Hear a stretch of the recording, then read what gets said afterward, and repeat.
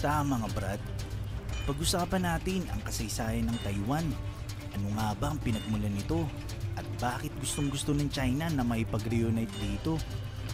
Kung bago lang sa aking channel, huwag kalimutang i-click ang subscribe button at notification bell para updated ka sa mga kwento at trivia na gaya nito. Let's go! Ang Taiwan ay unang tiniran ng mga Aboriginal people o Aboriginal tribe na mas malapit na may pagkakalintulad sa mga Pilipino, Malays, Indonesians at iba pang Austronesian peoples kaysa sa mga sinaunang tao sa China.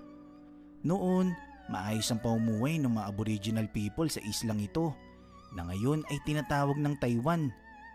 Noon, malaya silang nakakapangisda, nakakasayaw, nakakapagtayo ng kanilang tradisyonal na tahanan at nakakapagsaka. Kumbaga basically nagagawa nilang lahat ng gusto nilang gawin. Tinuturing ito na paraiso ng mga Aboriginal people. Matagal silang namuhay ng payapa rito hanggang sa lumitaw ang European imperialist. Noong 1542, dito dumating sa isla ang mga Portuguese na manlalayag. Nang makita ng mga Portuguese ang isla habang nasa malaking barko sila, napasigaw sila ng Ilha Formosa nang ibig sabihin ay napakagandang isla at ito ang unang naganap na pagsakop sa islang ito. Kaya mula noon, ang islang ito ay tinawag na bilang Formosa. Noong 1620s, ang Dutch at Spanish naman ang lumitaw. Ang Dutch na nasa ilalim ng Dutch East India Company ay sinakop ang bahaging south ng isla, habang ang Spanish naman ay sinakop ang bahaging north. Ang dalawang European powers na ito ay nagsimulang mag-job hiring at nangangailangan ng mga ito ng mga farmers para sa production ng bigas at asukal. Kaya ang kanilang kapitbahay ng mga Chinese sa Fujian at Guangdong ay in-encourage nila na mag-apply dito sa isla ng Formosa. So maraming nag-migrate na Chinese sa isla ng Formosa dahil mas mataas nga naman ang pasahod ng mga Europeans kaysa sa China. Noong 1642, ang dalawang Europeans na may hawak ng North at South na Spanish at Dutch ay nauwi sa digmaan. Nanalo ang Dutch at napatalsik sa isla ang mga Kastila. Ibig sabihin, ang Dutch na ang nag-take over ng buong Formosa. Noong 1662, sa pangunguna ni Koxinga na sobrang loyal sa Ming Dynasty ng China, ay tinalo at pinatalsik sa isla ang mga Dutch.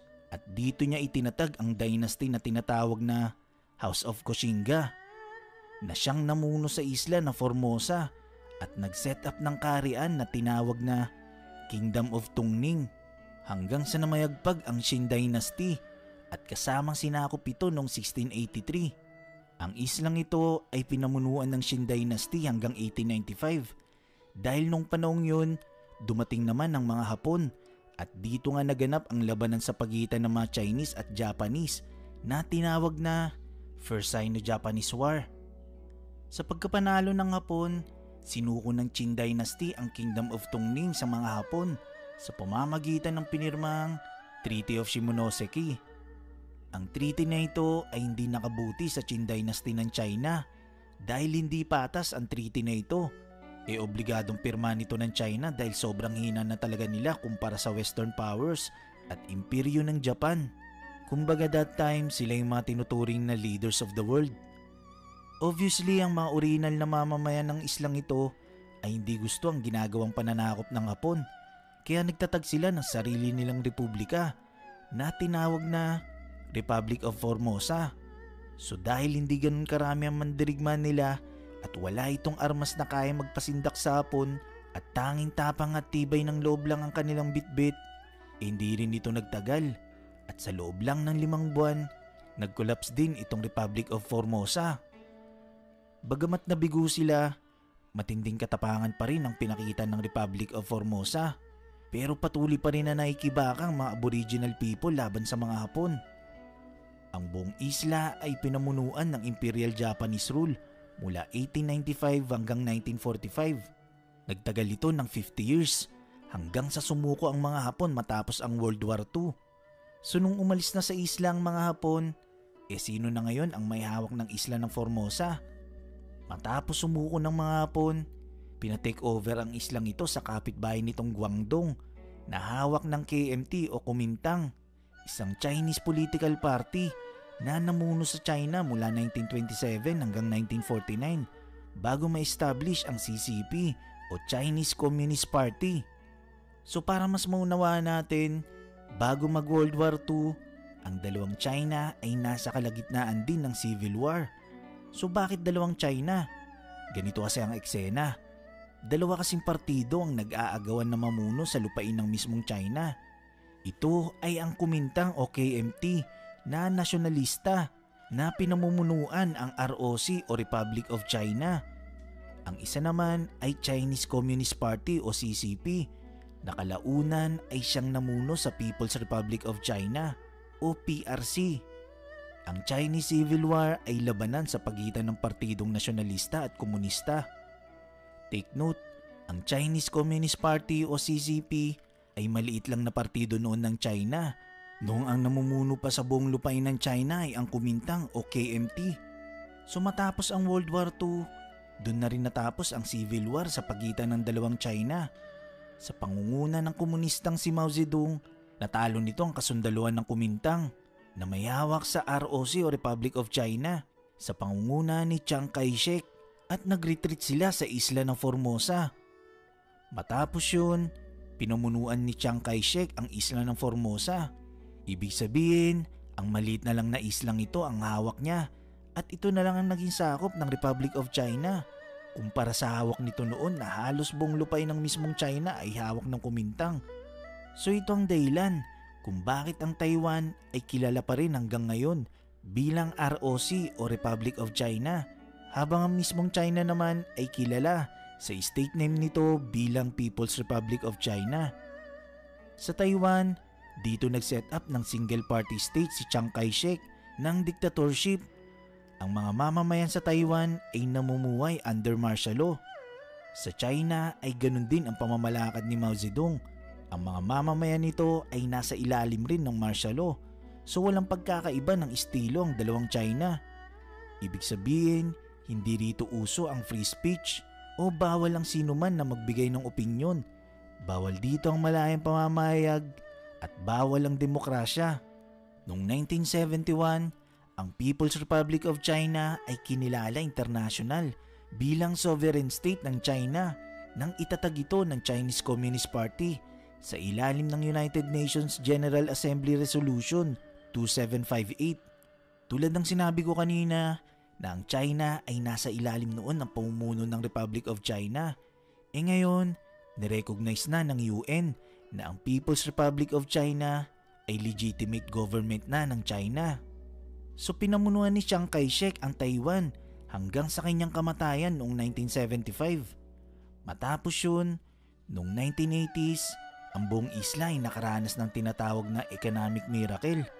Mula sa pagiging agrarian farmer state ng buong isla, ang mga mamamayan dito ay nakapagtrabaho na sa iba't ibang fields tulad na lang sa technology sector. At dito nagsimulang maging Asian economic powerhouse ang Taiwan at binansagan nitong Asian Tiger. Nagkaroon ng kauna-unahang multi-party election sa Taiwan noong 1986 at dito nga nagsimulang demokrasya ng mga Taiwanese. Noong 1992, naganap ang pagkikita ng gobyerno ng China at gobyerno ng Taiwan. Ito ay para sa agreement na tinatawag na 1992 Consensus na dito nakapaloob na ang magkabilang panig ay sumasang-ayon sa One China Policy. Sa One China Policy, dito nakasaad na meron lang dapat na iisang China at ang Taiwan ay parte nito, bagamat ang magkabilang panig ay parehas na kiniklaim na sila ay legitimate na gobyerno ng China. So dito nagsimula ang ideya ng paghahangad sa Chinese unification. Gayunpaman, noong taong 2000, ang Democratic Progressive Party o DPP ay na-elect sa gobyerno ng Taiwan. Noong 2016, nagsimulang mas maging dominante ang partidong ito nung nanalo sa pagka-presidente si Tsai Ing-wen na hindi sang-ayon sa One China Policy at nireject ang 1992 Consensus at nare-elect pa ito noong 2020 nung nakarang taon. tinalo nito ang kandidato ng Kumintang Party na kung saan paborito sa 1992 consensus na One China policy. Ang Republic of China o Taiwan ay sobrang labo talaga ng political status nito dahil hindi ito miyembro ng United Nations at ang kinikilala na sovereign state ay ang People's Republic of China at hindi ang Republic of China ng Taiwan. Ilang bansa lang ang opisyal na kumikilala sa Taiwan bilang bansa. Ngayon, ang China ay nagbabanta na pagkakaisahin nito ang China at Taiwan kahit pa kung kinakailangan gamitan ng puwersa ay gagawin nila. Kaya malakas talaga ang loob ng China na magsagawa ng military pressure sa Taiwan dahil para sa kanila, legal yung ginagawa nilang hakbang sa Taiwan.